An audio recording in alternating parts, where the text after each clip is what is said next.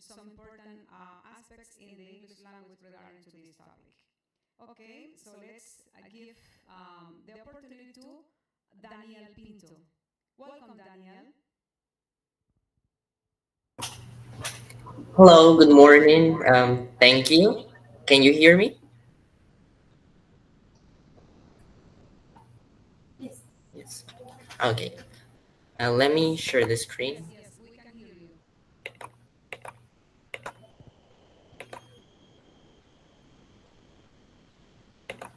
Can you see the screen?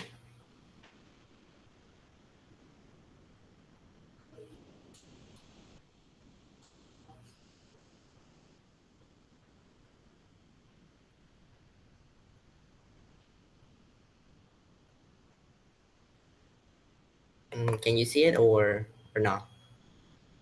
Yes, we can see it. Thank you. Yes, Daniel, the file is opening. Daniel Pinto. Yes. Good morning, everyone. Today I will be sharing with you fostering English language literacy and cultural exchange through writing and publishing a short story. About me, I'm a 20 years old junior student of the English career, and I'm the author of the short story called Be Stronger, published in the IELTA magazine. So, the writing process of the story was I had to go through some different steps. Um, I want to start that in the past, when I was a kid, when I was an adolescent, I always had this feeling that I wanted to share my thoughts through writing. However, sometimes it's difficult to find the motivation to do it. In my case, everything started as a final examination for the subject Stories in English. The professor gave us the liberty to write how many pages we wanted, to write the story we wanted. And as I always desire to make my own story, this is where I thought, okay, this is my opportunity to show how can I write my thoughts in a paper. The process started by, of course, brainstorming, thinking, ideas. Sometimes when we write, we think everything has to be the way it is in the real world. Nevertheless, when we write, we can share our thoughts, we can share our ideas freely. We don't have to think, oh, because this is this way, I have to do it this way, or because someone else did it the other way, I have to do it that way. You have to find your own way of showing the world what you want to share. Letting imagination and ideas flow through brainstorming. Of course, I faced vocabulary challenges in the process. Sometimes I lacked words and I kept over repeating the same words over and over, but this is where I used AI or even the internet to look for some other synonyms to replace those words. Sometimes people overuse AI, but in a wrong way. In my case, I didn't use it to write the whole story. I, of course, wrote the story and I used the AI to check grammar, to check structure, to see if I wrote it correctly. I'm not talking about ChatGPT only, but also other like Quillbot or even Grammarly. Another step in the writing process was creating the characters. Sometimes we think when we see a movie or even when we read a novel, like how did the author came with this idea? Like how did he think of the name or the personality of that character? In my case, I just place in the characters experiences that I had in the past. This is why I consider when we read a novel or even a short story, a fable, anything, it is important to see the biography of an author. Because when we write, we express emotions, we express feelings that we had even in the past or in the present. or something that maybe may scare us, something that will come in the future. And we place those feelings in those characters. I created a total of 7 characters in the story, and the names was another challenge, but I'll explain further how did I create the names. Lack of motivation. Of course, sometimes I had these times where I ran out of ideas, or I was writing and my mind became completely like blank. We don't have to write the whole thing in just one day.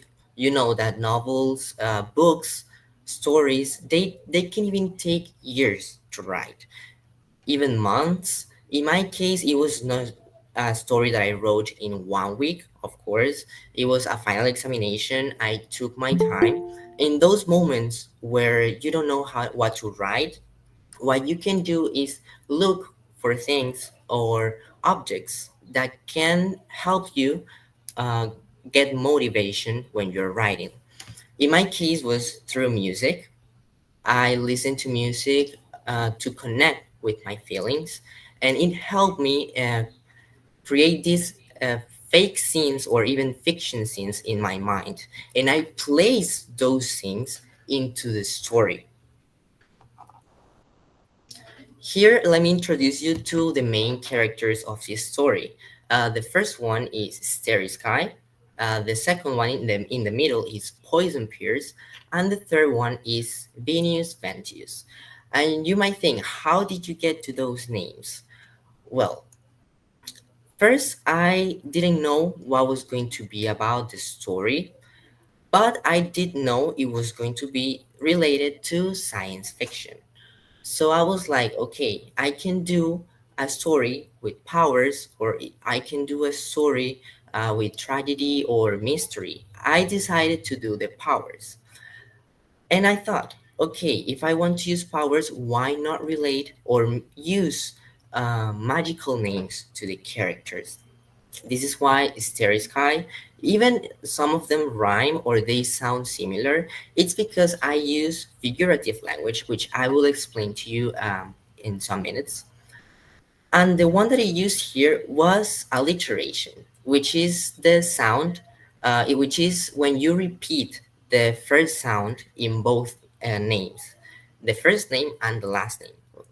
Starry Sky, they both start with the sound, the S. Poison Pierce starts with the P, and Venus Ventius with the V. Starry Sky is a young boy. He's very quiet.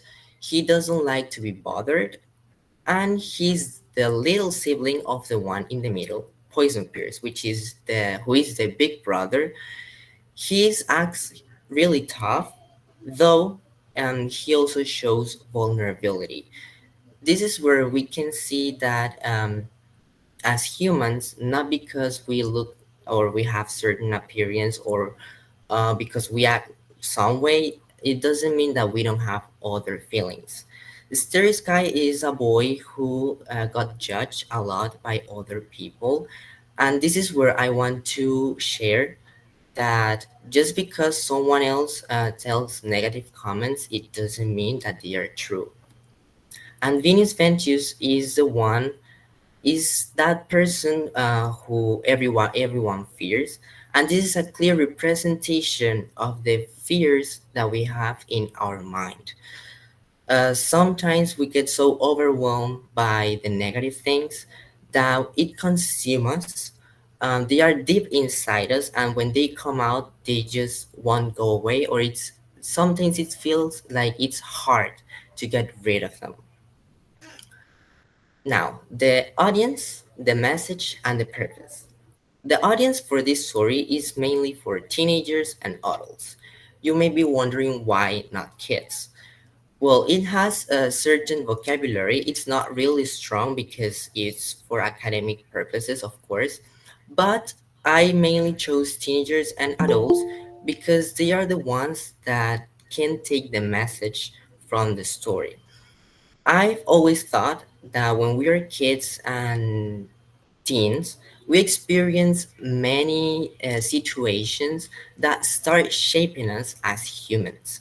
They create feelings inside us, in our inner self, and sometimes they can lead to fear, which is this is why I feel like this story, teenagers and adults can relate mostly to it. The message, this is what I was telling before. Even though we get judged or criticized, it doesn't mean their words are truth. Here I want to make a little reflection. Sometimes, or through life, we hear many comments from many people. They can be positive, they can be negative, they can be even feedback or even critics, depending on what we're doing.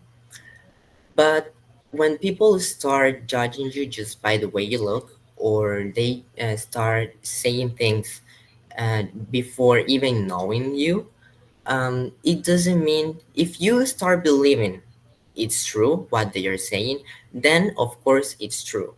But if you don't believe it, it won't. It's important that you get to know yourself, so you create or you build in yourself self-confidence. It's something that many people struggle with, and I was one of them. If